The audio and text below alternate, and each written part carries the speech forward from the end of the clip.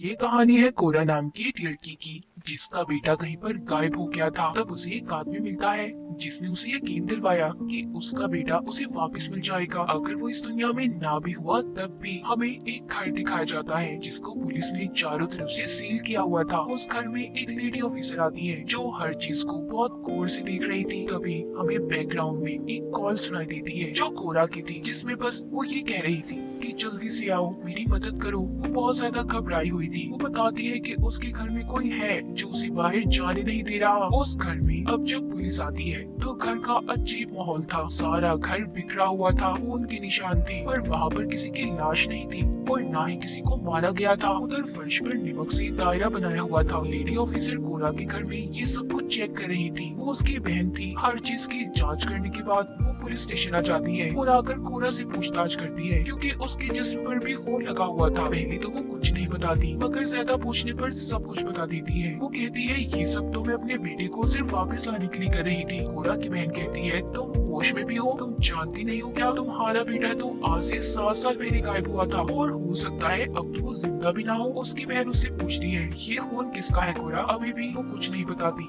आखिर कोरा के साथ हुआ क्या था? हमें उसके मासी की कहानी दिखाई जाती है, उस वक्त की जब उसका बेटा गायब हुआ था। कोरा एक गैर जिम्मेदार माँ थी, हर वक्त नशा किया करती थी। वो एक लड़के के साथ रहती जो उसका दोस्त था, उसके साथ वो हर वक्त नशा किया करती थी। उनके माली हालात भी कुछ अच्छे ना थे, तो इसलिए पैसों के लिए भी हर गलत काम करने के लिए वो लोग तैयार थे। एक दिन कोरा के घर पर पुलिस आती है। कोरा और उसका दोस्त दोनों घबरा गए थे। उन्हें ऐसा लग रहा था कि पुलिस इन्हें पकड़ने आई है। मगर वो कोरा से पूछते हैं क्या आप जानती हैं कि आपका बेटा कहाँ पर है? कोरा कहती है अपने कमरे में होगा, मगर देखने पर पता चलता है वो वहाँ पर नहीं था। अब कोरा के बेटे को ढूंढने के लिए एक टीम तैयार होती है। एक टीम को जंगलों की तरफ भेजा जाता है, जबकि दूसरी उसे यहाँ वहाँ ढूंढ रही थी। मगर उसके बाद कोरा का बेटा कहीं पर भी न मिल सका। उसका सिर्फ एक जूता मिला था। इस हादसे को कुछ साल बीत गए थे। कोरा अब एक ग्रुप का हिस्सा थी। उसमें सभी ऐसे लोग थे जिन्होंने अपने बच्चों को खो दिया था। कोरा उन सबको अपनी कहानी सुना रही होती है। कहती है मेरे बेटे के गायब होने के बाद मैंने नशा छोड़ दिया, लेकिन इससे मेरा बेटा अब कभी वापस नहीं आएगा। वो अपनी मॉम के घर रहने लगी। वहाँ पर उसने अपने बेटे के लिए एक कमरा भी रखा हुआ था, क्योंकि कहीं ना कहीं उसे ऐसा लगता था कि उसका बेटा जरूर वापस आएगा। कोरा की बहन जो पुलिस ऑफिसर बन चुकी थी, वो भी कोरा से बात करने की कोशिश करती थी, मगर कोरा हर वक्त गुस्से में होती और अपनी बहन से सही से बात भी नहीं किया करती थी। कोरा की इतनी जिंदगी के बारे में तो पता चल गया। अब सीन दोबारा से पुलिस स्टेशन पर शिफ्ट होता है। वहाँ पर उसकी बहन पूछती है कि कोरा ये खून किसका है? बताओ मुझे, तभी मैं तुम्हारी मदद कर सकती हूँ। यहाँ पर कोरा एबल नाम के आदमी के बारे में बताती है। वो बताती है एबल हमारे ग्रुप का हिस्सा था। एक दिन वो मुझसे कैफे में मिलने आया और हम दोस्त बन गए। एबल ने अपनी बेटी को खो दिया था, जो तालाब में डूबने की वजह से मर गई। उसकी लाश पुलिस को कुछ दिन बाद मिली। मुझे लगा कि एबल मेरी हालात को समझेगा, क्योंकि उसने भी किसी को खोया था। उसने मुझे बताया कि उसने अपनी बेटी को देखा है। ये सुनकर कोरा की बहन कहती है भला मरे हुए लोगों को कोई कैसे देख सकता है? कोरा क्या तुम अभी भी नशे में हो? वो कहती है नहीं। कोरा फिर से अपनी कहानी आगे बढ़ाती है। वो बताती है एक दिन मैं घर पर अकेली थी। एबल मेरे घर पर आया। उसने मुझे बताया कि उसके पास एक तरीका है जिससे वो मेरे बेटे को वापस ला सकता है। मैं उसे देख पाऊंगी, छू सकती हूँ, क्योंकि वो खुद भी अपनी मरी हुई बेटी को वापस लाने में कामयाब हुआ था। मुझे उसकी इन बातों पर यकीन नहीं आया। मैंने उसे अपने घर से निकाल दिया। उसकी बहन पूछती है कि कोरा एबल आखिर चाहता क्या था? वो बताती है कि उसने अपनी बेटी को दोबारा जिंदा किया था। वो काली दुनिया से उसे वापस लाया था। जब कोरा की बहन उससे पूछती है वो कैसे, उसके चेहरे पर डर था। कोरा बताती है उस जगह से जहाँ पर मरने के बाद लोग जाते हैं। उसकी बहन पुलिस ऑफिसर हंसने लगती है। कहती है ऐसा कैसे हो सकता है कोरा? मुझे खुद उसकी लाश मिली थी। मैंने उसकी बेटी को अपनी आंखों से देखा है मरे हुए। कोरा कहती है नहीं, तुम नहीं जानती। अभी जाकर उसका डेटा चेक करो। एबल की बेटी अब दूसरे शहर में रहती है। उसने अपनी बेटी का नाम भी बदल दिया। उसकी बेटी इस दुनिया में ही है। मैंने ये सब कुछ अपनी आंखों से देखा था। जब मुझे यकीन हो गया तो मैं एक दिन एबल से मिलने गई। उससे मैंने पूछा कि सब तुमने कैसे किया? एबल ने मुझे बताया कि ये सब एक औरत ने उसे बताया था, रिचुअल जादू के बारे में। ये एक ऐसा जादू है जो कई दिन तक चलता है और अगर इंसान इसमें कामयाब हो जाए तो वो अपने मरे हुए बच्चों को वापस ला सकता है। बस इसको करते हुए इस पर यकीन होना चाहिए।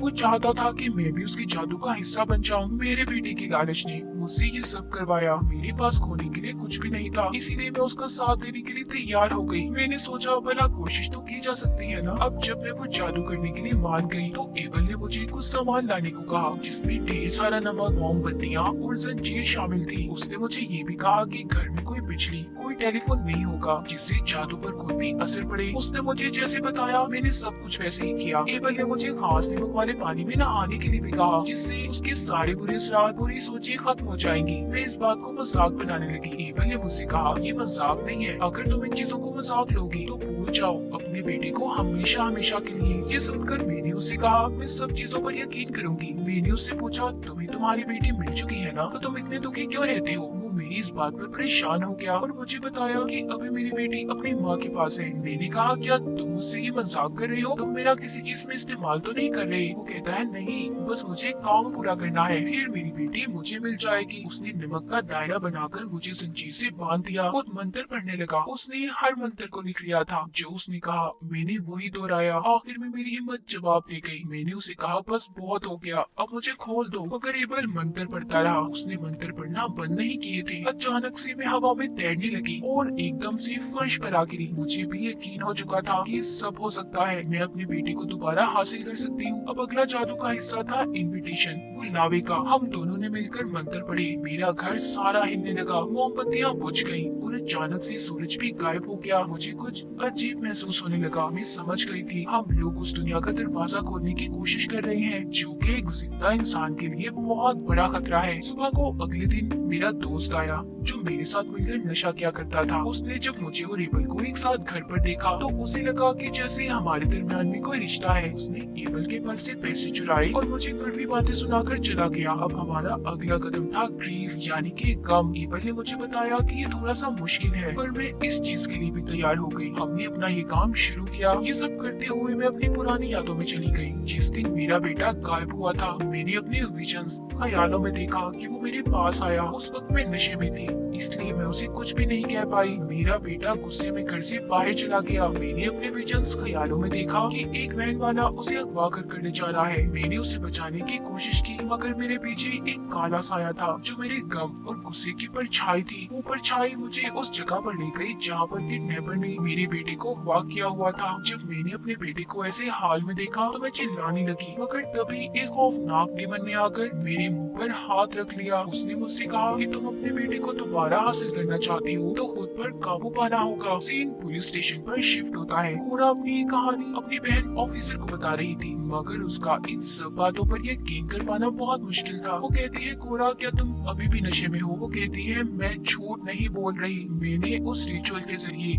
ये सब कुछ देखा। उस किडनैपर ने मेरे बेटे के साथ बहुत बुरा किया। अब तुम्हारी जिम्मेदारी है मेरे बेटे को ढूंढना। कोरा की बहन ऑफिसर तो यहाँ से चली जाती है। अब उसके पास एक लेडी ऑफिसर आई थी जो बताती है कि हाँ, कोरा सच कह रही है, एबल की बेटी जिंदा है जो अपनी माँ के साथ रहती है। ये सुनकर कोरा की बहन परेशान हो गई थी। अब यहाँ से कहानी फिर से पीछे जाती है। जिस दिन एबल के साथ कोरा के रिचुअल का आखिरी दिन था, एबल कोरा से कहता है कि आज हम सौदा करने वाले हैं, मगर उसने कोरा को ये नहीं बताया था किस चीज का सौदा। वो कोरा को बताता है कि कुछ भी हो जाए दायरे से बाहर मत निकलना, और अगर कोई भी असूल तोड़ा सब कुछ गलत हो जाएगा।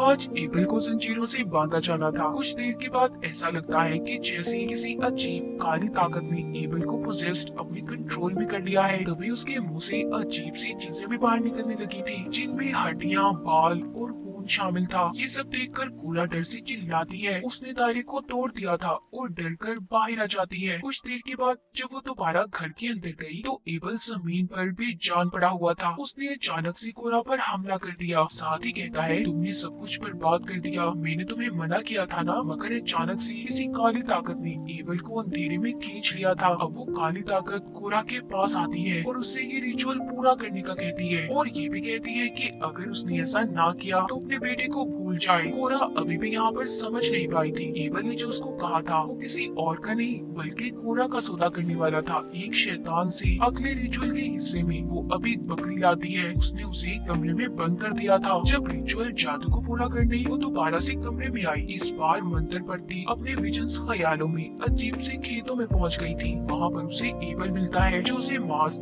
गोश्त खाने का कहता है और ग्लास में खून पीने को देता है। ये सब कोरा को करना था, जिसके बाद ही वो अपने बेटे से मिल पाएगी, मगर उसके लिए ये सब कुछ करना बहुत मुश्किल था। एबल को उसकी इन हरकतों पर बहुत गुस्सा आता है। वो यहाँ पर कोरा को बताता है दरअसल उस काली ताकत को अपने लिए एक जिस्म चाहिए था, वो तुम्हारा जिस्म था। अगर ऐसा होता तो मैं अपनी बेटी से मिल पाता, मेरा ये रिचुअल पूरा हो जाता। मगर कोरा, तुमने तुमने सब कुछ खराब कर दिया, क्योंकि एबल तो खुद ही अपने काले जादू की वजह से मर चुका था। कोरा वापिस से अपनी असल दुनिया में आ जाती है, जहाँ पर एक शैतान यानी कि वो काली ताकत जिसको एबल जिस्म देना चाहता था, वो कोरा के पीछे होता है। कहता है कि अगर तुमने मुझे जिस्म ना दिया तो तुम्हारा बेटा बहुत मुसीबत में होगा। कोरा अपने बेटे को वो किसी भी तरह हासिल करना चाहती थी, वो इसीलिए अपने उस दोस्त को कॉल करके घर बुलाती है, जिसके साथ अक्सर वो नशा किया करती थी। वो जब उसके घर आया तो धोखे से कोरा ने उसे शैतान के आगे फेंक दिया, मगर शैतान को उसके दोस्त का नहीं कोरा का जिस्म चाहिए था। वो उसके पीछे था। कोरा पागलों की तरह अपनी जान बचाती घर में यहाँ वहाँ घूम रही थी और पुलिस को कॉल करती है कि मेरी मदद करे, मैं मुसीबत में हूँ। और ये वही सीन था जो हमने शुरू में सुना था। कहानी दोबारा से प्रेजेंट में आती है, जहाँ पर कोरा से उसकी बहन ये कह रही थी कि जब तक सही तरह तुम्हारे केस की जांच पड़ताल नहीं हो जाती, तुम्हें पुलिस स्टेशन में ही रहना होगा। कोरा अपनी बहन को समझाती है कि शैतान मेरे पीछे है, वो मेरे बेटे के बदले मेरी जान ले लेगा। मगर उसकी बहन को ऐसा लग रहा था कि कोरा जेल में महफूज है और वो ये सब नशे में बोल रही है। कोरा को पता चल जाता है कि उसका अब आखिरी वक्त आ चुका था। लाइट जलने बुझने लगती है, एक आवाज गूंजी थी, रिचुअल पूरा हुआ। शैतान कोरा की आत्मा को अपने साथ ले गया था। उधर कोरा की बहन एक बार फिर से उसके घर की तलाशी लेने जाती है, जहाँ पर उसे अलमारी से आवाजें आ रही थी। जब वो जाकर देखती है तो उधर कोरा का बेटा मिलता है, बिल्कुल वैसा